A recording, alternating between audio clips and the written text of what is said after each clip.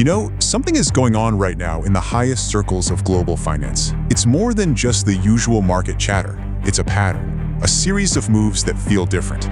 We're not talking about routine profit-taking here. This looks like a coordinated exit, and it feels like they know a storm is on the horizon. So let's break down what looks like a real-time playbook for a massive wealth transfer.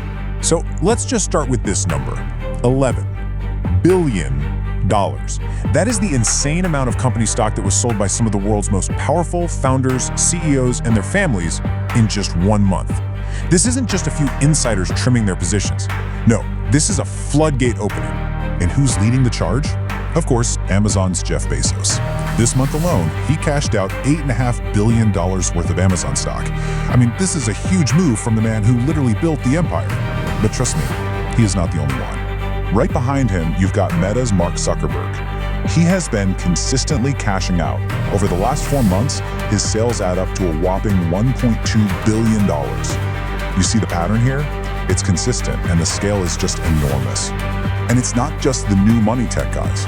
The Walton family, the heirs to the Walmart fortune, they unloaded $1.5 billion in Walmart stock this month.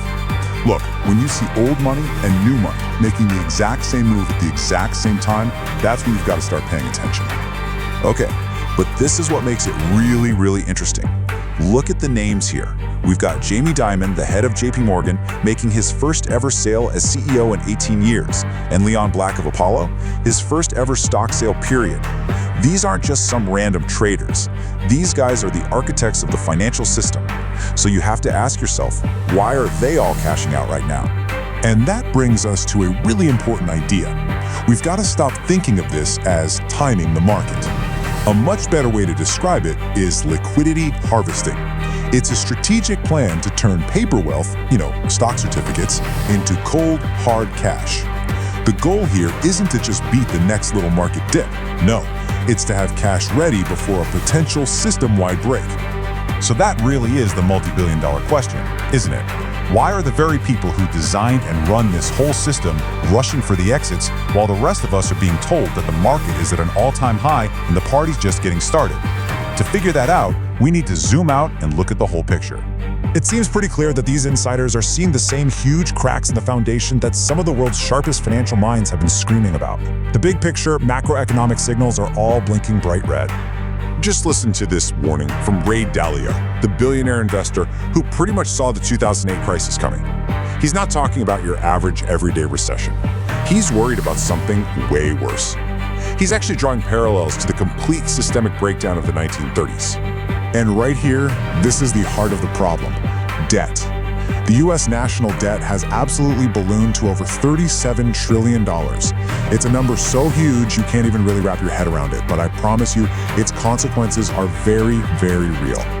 And this chart just shows how completely nuts the situation has become. For the first time ever, the annual interest payments on that debt, we're talking over $1 trillion a year, now cost more than the entire national defense budget. Just think about that. We are borrowing money just to pay the interest on the money we've already borrowed. It's an impossible spiral. And this is the part that should really get your attention. Dalio's biggest fear isn't just a stock market crash. It's a crisis of confidence. It's a scenario where people and entire countries start to question the value of money itself, the value of the debt that backs it up, the very bedrock of our entire financial system. Now let's take that old problem and pour some 21st century gasoline on the fire: technology. This is what we're calling the digital hair trigger. The idea is that modern tech has made the fuse on a financial crisis incredibly short. And the explosion, well, it's almost instantaneous. Just think about how a bank run used to work. It was a slow-motion train wreck. It took days, with people physically lining up outside a branch. But today, as we saw with Silicon Valley Bank, we now have the digital bank run. It happens in a few hours, sometimes minutes, all fueled by group chats and social media panic. A bank can literally be wiped out with a few taps on a smartphone. So that creates a brand new and, frankly, impossible problem for the people in charge. How on earth do you stop a fire that moves faster than any human can react? How do you contain a crisis that's over before you've even had your morning coffee? Well, if you're a central banker, you might think you need a new kind of tool, a faster tool. And right on cue, enter the central bank digital currency, or CBDC. This is the big solution being studied by pretty much every major central bank on the planet. It's a totally new kind of digital money, issued and, more importantly, controlled directly by the government's central bank. And it moves at the speed of information. But here's where you need to lean in and listen closely. If you dig into the Federal Reserve's own papers on CBDCs, you find a list of potential tools they could use to manage a financial crisis. And these aren't just gentle suggestions, these are mechanisms of total control. The power to limit if you can get your money, how much you can hold, the size of your transactions, and even whether you're allowed to convert your digital dollars into other assets. It's a solution that offers absolute control, all in the name of safety. Okay, so let's put all the pieces together. You've got the insiders cashing out, you've got a fragile system drowning in debt, and you've got a proposed solution that offers unprecedented control. It's time to connect the dots and see the playbook for what it is. The really cynical way to look at all this is that a crisis isn't an accident. It's not a bug in the system. It's a feature. You see, a controlled demolition might be necessary to clear the field, to wipe out the smaller competition, and to let the people who were prepared for it reset the entire game on their own terms. And this is exactly how that cycle works. Step 1, the insiders, the architects, they harvest liquidity, turning all their inflated paper assets into real cash.